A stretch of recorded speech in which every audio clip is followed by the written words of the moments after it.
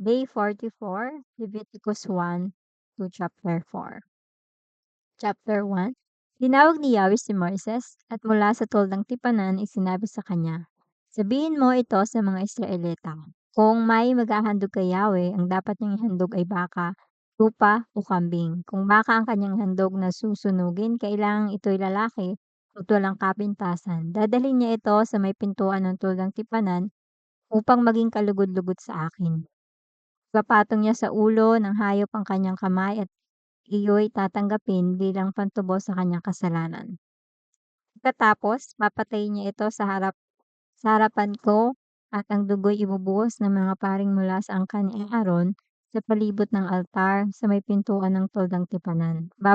Babalatan niya ang hayop saka kakatayin. Ang mga pari na may maglalagay ng baga sa altar at iaayos sa ibabaw nito ang kahoy na panggatong. Ihahanay nila ng maayos ibabaw ng apoy ang mga pira-pirasong karne kasama ang ulo at taba. Ngunit dapat muna nilang hugasan ang laman loob at ang mga paa bago ilagay sa altar. Pagkatapos, ang lahat ng ito ay sama-samang susunugin bilang handog upang ang usok nito ay maging mabangong samyo sa akin.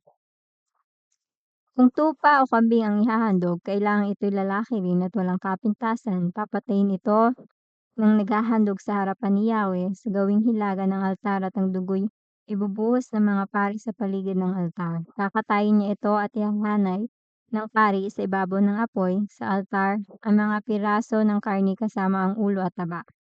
Ang laman loob at mga paa ay dapat munang hugasan bago ilagay sa altar. Pagkatapos, ang lahat ay susunugin upang ang usok nito ay maging mabangong samyo sa akin. Kung ibon ang handog na susunugin, ang dadalhin niya ay bato-bato o kalapati.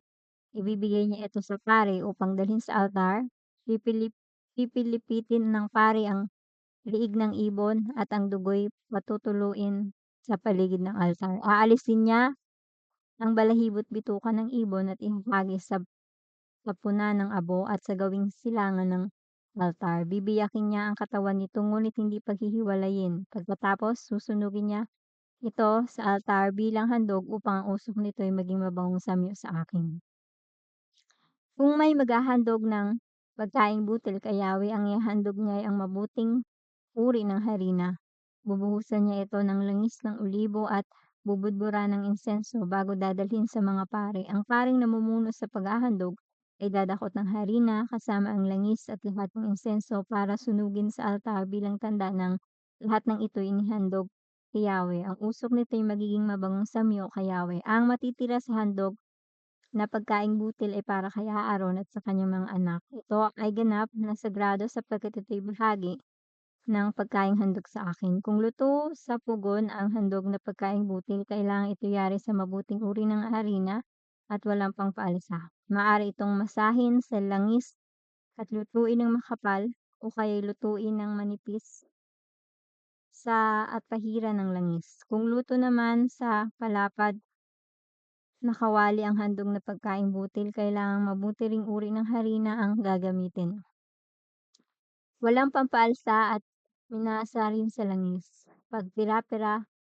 Pagpipira-pirasuin ito at bubuhusan ng langis, ito ay isang handog na pagkaing butil. Kung luto naman sa kawali ang handog na pagkaing butil, kailangan ito'y gawa din sa mabuting uri ng harina at langis ng olibo. Ang mga pagkaing butil na handog kay Yahweh ay dadalhin sa pari, dadalhin naman niya ito sa altar. Kukunin ng pari mula sa handog ang bahaging pang-alaala at susunugin sa ibabaw ng altar bilang handog upang ang usok nito'y maging mabangong samyo kay Yahweh. Ang matitira ay para kay Aaron at sa kanyang mga anak. Ito'y ganap na sagrado sapagkat kinuha sa pagkaing hayop kay Yahweh, handog kay Yahweh. Huwag kayong maghahandog kay Yahweh ng anumang handog na pagkaing butil na may pampaalsa, sapagkat hindi kayo dapat magsunog ng pampaalsa o pulot kung ito'y ihahandog sa akin. Kung unang bunga naman ng halaman ang inyong ihahandog, huwag ninyo itong susunugin sa altar. Titimplahan ninyo ng asin ang lahat ng handog na pagkaing butil. Huwag ninyong kakalimutang lagyan ng asin ang inyong handog na pagkaing butil sapagkat ang asin ay tanda ng inyong kasunduan kay Yahweh.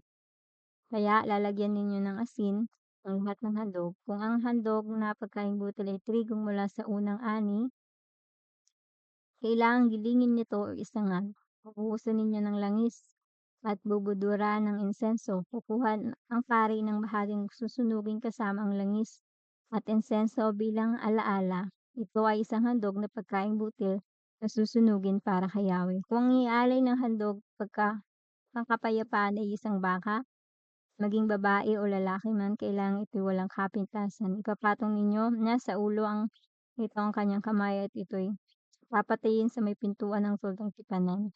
At ibubuhos ng pari ang dugo sa paligid ng altar. Sa handog na ito, kukuha ang pari ng parteng susunugin para kay Yahweh. Kukunin niya ang tabang nakabalot sa laman loob at lahat ng taba nito. Gayon din ang dalawang bato, ang taba sa balakang at ang tabang bumabalot sa atay. Ang lahat ng ito ay ilalagay sa altar at susunugin ng mga pari bilang handog upang ang usok nito'y maging mabangong samyo kay Yahweh. Kung tupa o kambing ang handog pangkapayapaan, baging ito'y lalaki o babae, kailangan ito'y maging kapintasan. Kung tupa ang handog ng isang tao, ito'y dadalhin niya sa harapan ko. Ipapatong niya sa ulo nito ang kanyang kamay at ito'y papatayin sa tabi sa harap ng tuldang tipanan. Ibubuhos ng mga pari ang dugo nito sa paligid ng altar. Kukunin niya ang lahat ng taba, pati ang nasa buntot hanggang sa gulugod at ang bumabalot sa mga laman loob. Kukunin din niya ang dalawang bato, pati ang taba nito sa balakang at ang tabang bumabalot sa atay. Ang lahat ng ito ay ibibigay niya sa pari upang sunugin sa altar bilang pagkaing handog kay Yahweh. Kung kambing naman ang handog ng isang tao, ihaharap niya ito kay Yahweh. Ipapatong niya sa ulo nito ang kanyang kamay at ito'y papatiin sa harap ng tuldang tipanan. Ibubuhos ng mga pari ang dugo nito sa paligid ng altar. Kukunin niya ang lahat ng tabang bumabalot sa laman loob, ang dalawang bato at ang tabang bumabalot dito, ang taba sa ibabaw ng balakang at ang sa atay.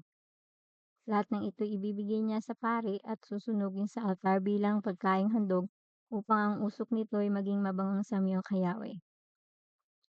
Lahat ng taba ay kay Yahweh. Ito ang tuntuning susundin ninyo habang panahon saan man kayo naruroon. Huwag kayong kakain ng taba o dugo. Sinabi ni Yahweh kay Moises, sabihin mo sa mga bayang Israel kung ano ang dapat nilang gawin kapag sila'y nagkasala at hindi sinasadyang nakalabag sa alinmang utos ni Yahweh. Kung ang nagkasala ay ang pinakapunong pari at nadamay pati ang sambahayan, mag-aalay siya ng isang batang turo na walang kapintasan bilang handog para sa kapatawaran ng kanyang kasalanan. Dadalhin niya ito sa harapan ni Yahweh sa may pintuan ng tulda tipanan. Ipapatong niya sa ulo nito ang kanyang kamay at papatayin ito. Kukuha ng kaunting dugo ang pinakapunong pari at dadalhin sa tuldang tipanan. Itutubog niya sa dugo ang kanyang daliri at sa harapan ko ay wiwisikan niya ng 7 beses ang tabing ng sanktuaryo. Lalagyan din niya ng dugo ng mga sungay ng altar at insensong nasa harapan ni Yahweh sa dahong banal. Ang natirang dugo ay ibubuhos niya sa paanan ng altar na sunugan ng mga handog sa harap ng tuldang tipanan. Ang lahat ng taba nito ay kukunin, pati ang tabang bumabalot sa laman loob. Kukunin din ang dalawang bato, ang taba ng balakang at ang tabang bumabalot sa atay. Ibubukod ito gaya ng ginagawa sa taba ng torong, handog pangkapayapaan saka dadalhin sa altar at susunugin ng pari. Ngunit ang balat ng toro at lahat ng laman nito, ulit mga hita at mga laman loob kasama ang dumi, ay dadalhin lahat sa labas ng kampo at susunugin sa isang malinis na lugar na pinagtatapunan ng abo. Kung ang buong kapulungan ng Israel ay magkasala ng hindi sinasadya at nakagawa sila ng labag sa kautusan ng di nila nalalaman, at pagkatapos ay malaman nila ito, maghahandog ng isang batang toro ang buong kapulungan para sa kanilang kasalanan. Dadalhin nila ito sa harap ng tuldang tipanan. Ipapatong ng pinuno ang kanilang kamay sa ulo ng toro at papatayin nila ito sa harap ni Yahweh. Kukuha ng kaunting dugo ang pinakapunong pari upang dalhin ito sa tuldang tipanan. Itutubog niya sa dugo ang kanyang daliri at 7 beses niyang iwiwisik iyon sa harap ng tabing. Lalagyan din niya ng dugo ang mga sungay sa altar na nasa tuldang tipanan Ang natirang dugo ay ibubuhos niya sa paanan ng altar na sunugan ng mga handog sa may pintuan ng tuldang tipanan. Kanyang susunugin ng altar ang lahat ng taba tulad ng ginagawa sa taba ng turong handog para sa kapatawaran ng kasalanan. Ito ang gagawin ng pari upang mapatawad ang buong sambahayan. Pagkatapos ilalabas sa kampo ang turong pinatay at susunugin din sa lugar ng pinagdalhan ng unang toro. Ito ang handog para sa kasalanan ng sambahayan. Kung isang pinuno ang nagkasala nang di sinasadya dahil nakagawa siya ng isang bagay na ipinagbabawal ni Yahweh sa kanyang Diyos, sa oras na malaman niya ito, ay maghahandog siya ng isang lalaking kambing na walang kapintasan, ipapatong niya sa ulo ng kambing ang niyang kamay at papatayin niya ito sa harapan ni Yahweh sa dakong pinagpatayan ng handog na susunugin para sa kasalanan.